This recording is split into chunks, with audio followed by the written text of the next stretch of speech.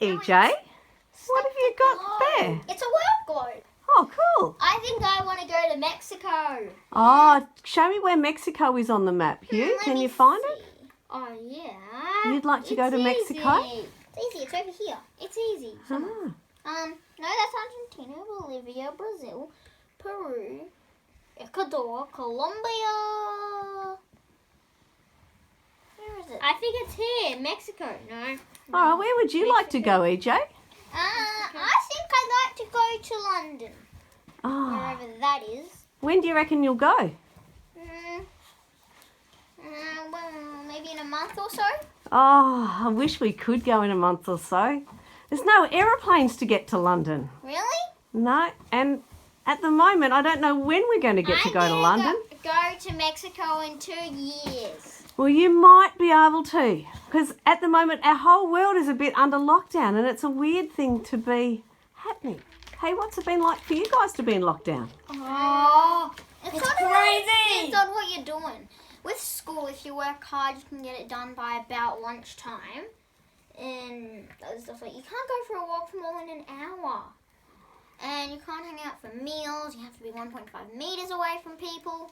It's so hard. I just wish this was not happening. The world is in total lockdown. Total despair. This is what we were thinking about before actually made us think about a story about some people who are in lockdown on a boat, and it taught us to be strong and courageous during these times.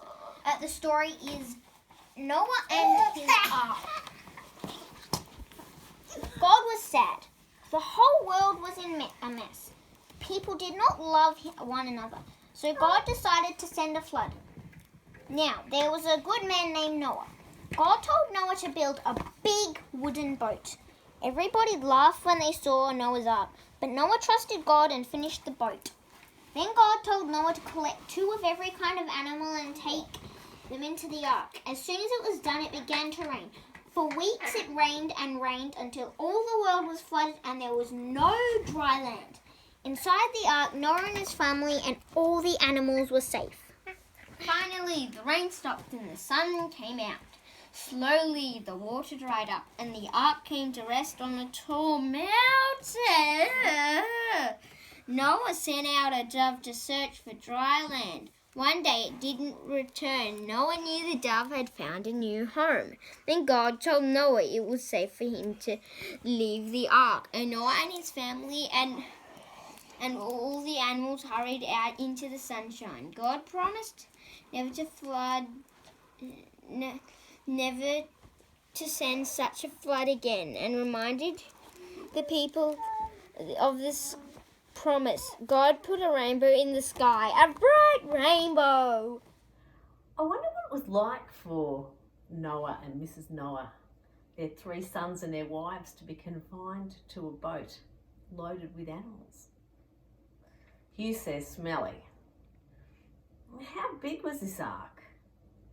You might have to look it up in Genesis 6 and figure it out. Is it as big as your house? And how long were they in there? Genesis says that it rained for 40 days and 40 nights. And then it took over 150 days until the waters went down. I reckon by that stage, Noah and his family would have been a bit like we're feeling in ISO. So Noah did a test to see if he could get out of ISO. And he sent a raven and a dove, and both those birds came back.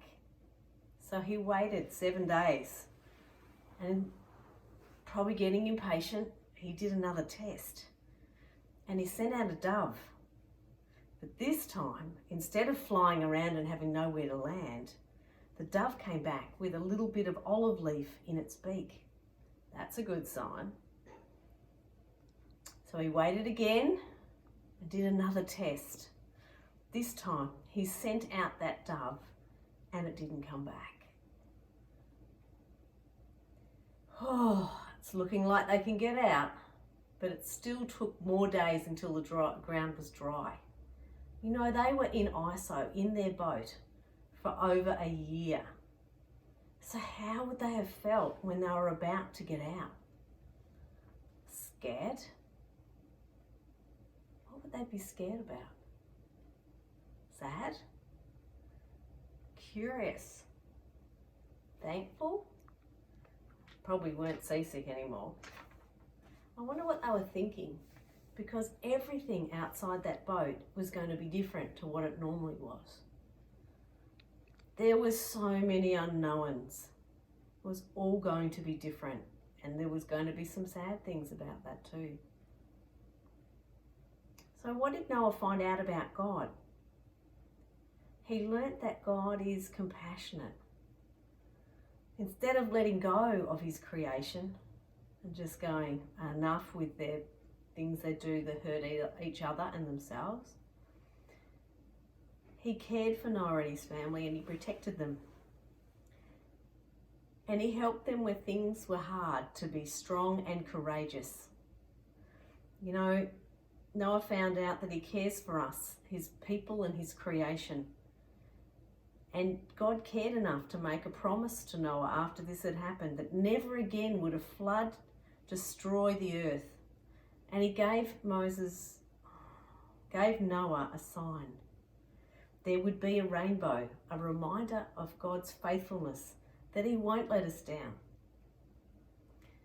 So this next few weeks, as you test and try out some of the normal things, like going back to school, or maybe hanging out with friends you haven't seen for ages, or doing some of the things through church that you want to be able to start doing, I pray that God will help you to be strong and courageous.